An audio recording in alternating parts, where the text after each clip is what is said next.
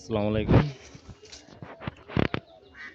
আমি আসলে ভিডিও করতে চাই নাই, তারপর চাইতেছি কারণ আমি এই পুকুরে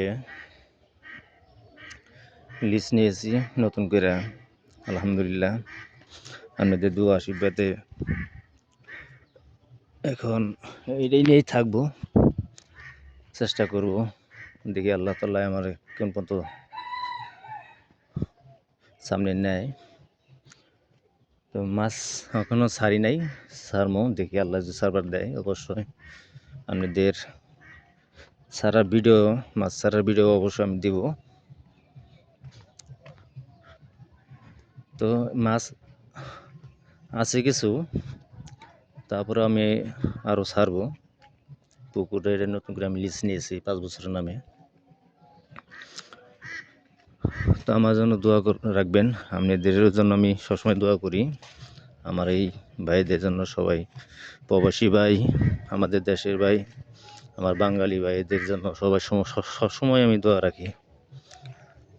তো পুকুরে আমার ডান সাইডে আছে এক পুকুর, এটা অন্যজনের। এটা নিয়েছে আমার চাচাতো ভাইয়ের পুকুর, আমি লিজ নিয়েছি 5 বছরের নামে। দেখি আল্লাহ তাআলা কোন পর্যন্ত আমাকে উঠায়, আপনাদের দোয়া আশীর্বাদে।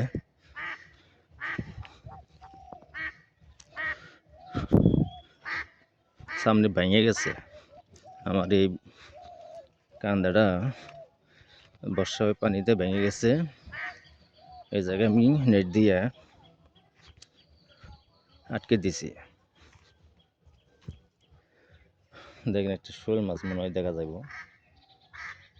গেছে গা এই জায়গায়, এর মধ্যে ডাঙ্গা।